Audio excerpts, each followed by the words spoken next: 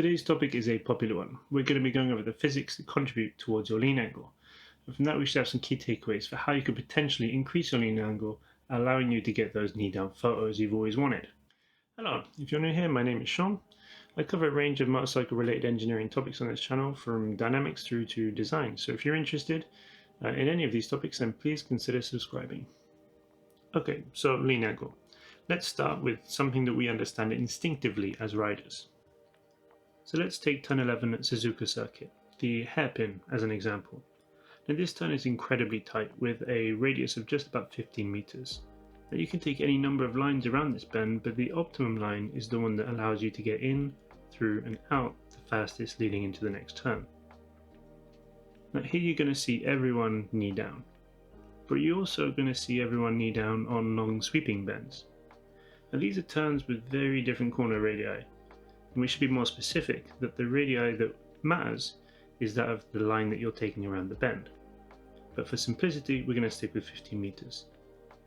The other important factor is the speed, because this plays a critical role in the force balance.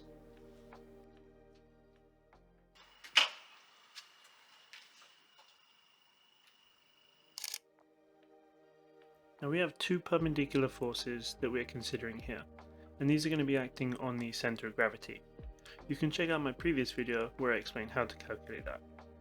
And this force is equal to the mass of the bike times the acceleration by gravity, which gives us Fg equals m.g. Since this is a static example where the motorcycle is in equilibrium, that force is equally reacted at the ground. Now before continuing, let's clarify the conditions. We're going to be considering the bike to be in steady state, which means no acceleration, no weight transfer, no rider movement, and infinitely thin wheels. This is the ideal scenario.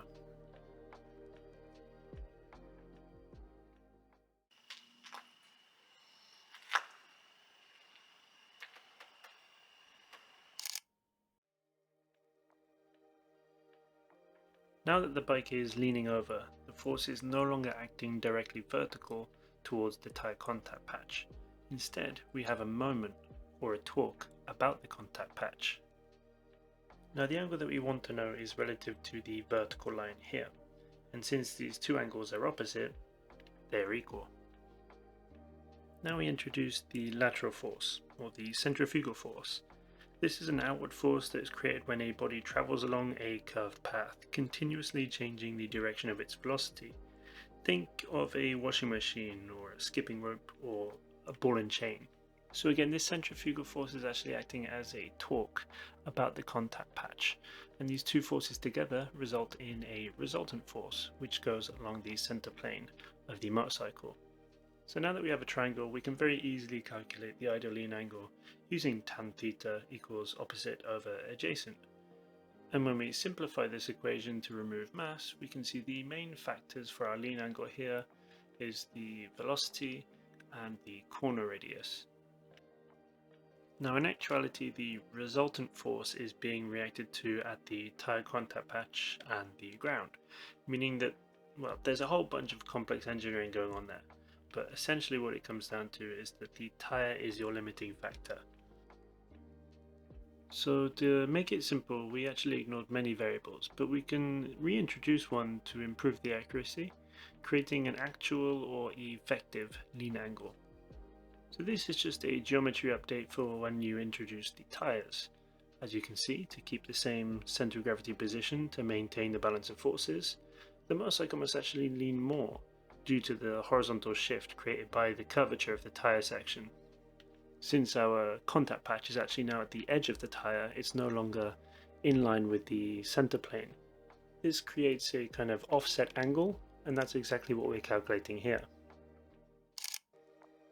Now this is not a side view of the motorcycle, but a diagram from the front of the tyre cross-section. This example assumes a constant radius cross-section tyre, meaning that it's not especially tall, nor is it flat. And due to the shift of the contact patch around that radius, we get a non-right angle triangle between the center of gravity, the contact patch, and the center of the tyre cross-section. The vertical line is our cross-section height. The line between the tyre centre and the centre of gravity then must be the height of the centre of gravity minus the tyre cross-section height. Now we care about this angle because this is actually the correction factor we need to apply to the ideal lean angle to get the actual lean angle. We can calculate this from the law of sines, which tells us that a side length is proportional to the sine of the angle opposite it. Relating it to this example, it tells us that the sideways movement of the contact patch scales with the sine of the lean angle and the tyre cross-section height, which is why tyre profile directly affects the correction to the ideal lean angle. We can now rearrange this equation for the change in angle, and then finally we can add this to the ideal lean angle for the corrected angle. So let's plug some values into this equation and run some scenarios.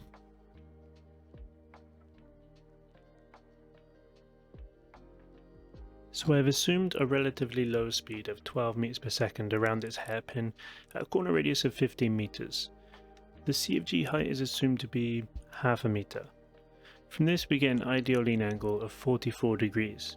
Reasonable, but maybe not quite knee down territory. For reference, I looked up typical crown radius for the different tyre cross sections. This will function as the variable t, and this gives us an increasing degree of correction with an increase in radii. So, from a 160 section tyre, we go from about 49 degrees to 51 degrees on the 200 section tyre.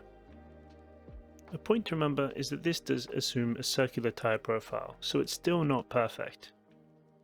So we know that shifting your centre of gravity height or changing your tyre profile can mean that you need to lean more or less for the same corner. It also serves as a reminder to be careful and get used to how the bike handles when changing tyre sections. So to summarize the key takeaways, changing our tyres section or profile is going to have significant effects on how the motorcycle handles and leans around bends. Increasing the radius is going to mean that the motorcycle needs to lean more in order to balance the forces. It doesn't necessarily mean that it provides the ability to reach that angle though. Ultimately, I think it comes down to three things. The first being the most important, which is having good tyres. It's critical that we maintain traction around a bend because we need to balance those forces. So having good tyres, number one. Number two's got to be being familiar with the bike and knowing the roads. Nothing beats experience and being comfortable on those roads, which brings us into number three. Having the skill from practice and the confidence in yourself, the bike and the tyres. Getting to know your limits is probably one of the most important things for being able to push them, especially because we want to push them safely within our comfort zones.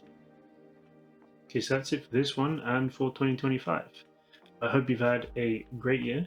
I hope you have a better 2026, and I'll see you next time.